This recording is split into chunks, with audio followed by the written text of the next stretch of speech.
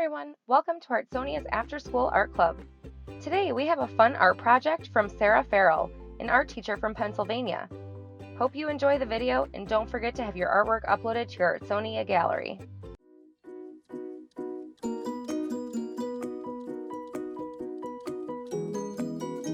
Hi boys and girls, my name's Sara Farrell and I'm the art teacher at Jarretttown Elementary School, which is right outside of Philadelphia, Pennsylvania. Today I'm going to be showing you how to make a three-dimensional present like these ones that I've done here. Now in my class we spent a lot of time talking about how we make our pictures look 3D and realistic, and in this case we are going to be mixing tints and shades of paint to make them lighter or darker to give us this illusion of a three-dimensional cube instead of a square that's just sitting flat on the paper. Now in order to do this, you're gonna have to collect a couple materials. First off, we're gonna need just some plain white paper. I'm gonna be using a piece of 9 by 12 inch white construction paper, but you can use whatever size you want. You're also going to need just a regular pencil and an eraser, and it's also a great idea to have a ruler to help you make your lines nice and straight when we're drawing our cube.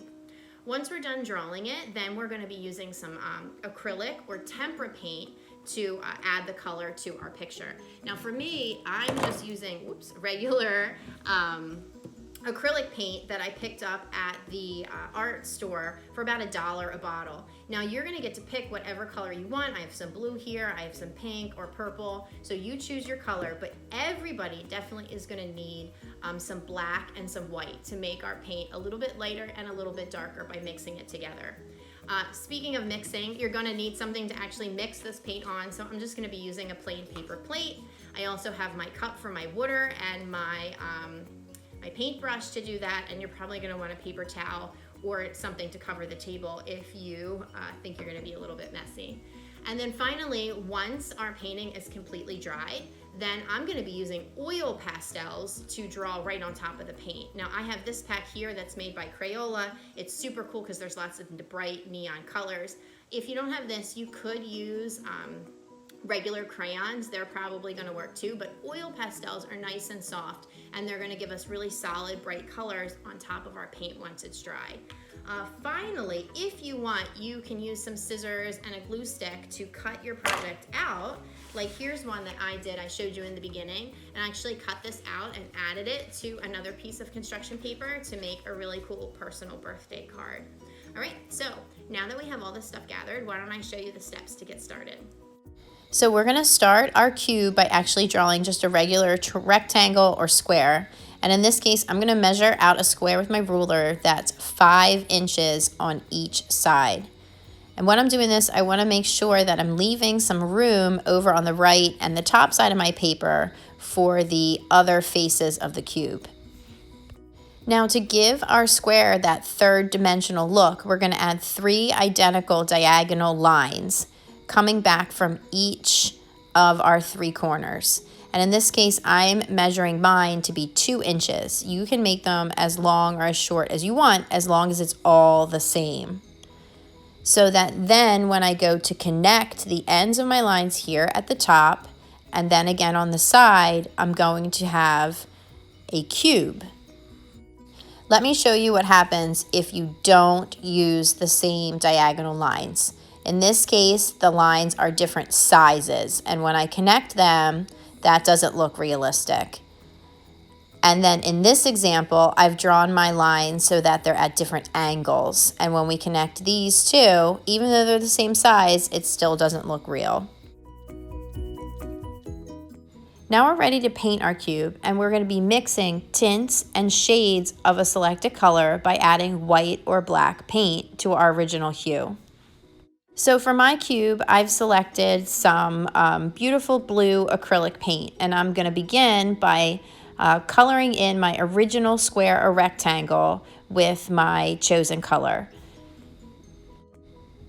Once I'm finished doing that, we're going to create a tint of our original hue of color by mixing it in with some white. Now you don't need a lot of paint for a color that's dark like this blue. So I'm going to mix in a scoop of the blue, and then I really want to stir it up so that it's a consistent color instead of swirls of the blue and the white. I'm going to add this tint of my original hue to the top of my cube. Once I'm finished that, I'll clean my brush off, and now we're going to make a shade of our original hue by mixing in a little black. Now black is so dark that it can really overwhelm a lot of other colors quickly when you're mixing, so I'm just going to do a tiny little bit of black at a time until I get a shade of my original color that I'm happy with. I'm going to add this shade of blue to my final side of my cube to finish it all up. Then I'm going to let my painting sit and dry completely before I even think about adding the oil pastels on top. And then once I've let everything dry, now I'm ready to start wrapping my present. So I'm actually going to start by outlining the original drawing that we did of the cube with a dark color. In this case, I'm using purple.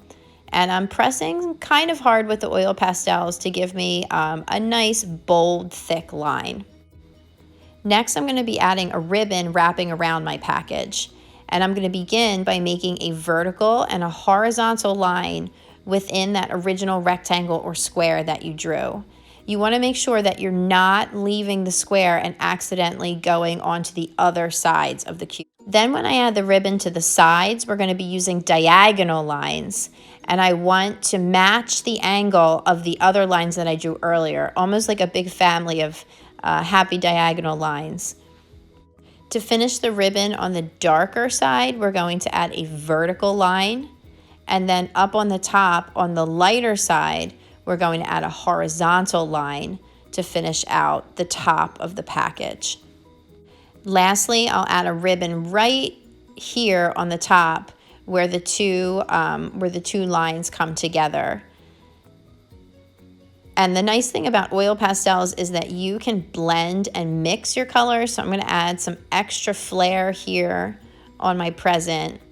And of course, we are going to decorate my wrapping paper. And this is where you can have a lot of fun. You can make this for different holidays or for a birthday, or, you know, just because people love getting presents for no reason too. Sometimes it's fun to add a gift tag to your package, and you can like say who the present's actually going to be for. I mean, who knows? It could be for yourself. You can also cut this out and add it to a different paper, or even go and add a setting to this picture right on the white paper that's around your drawing. The important thing is that you have fun making it the same way you would if you were about to wrap up a real present and give it to somebody.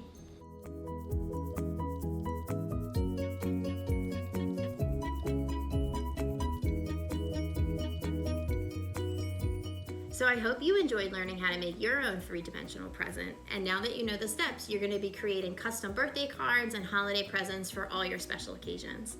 So until next time, this is Sara Farrell saying happy art making, and see you next time.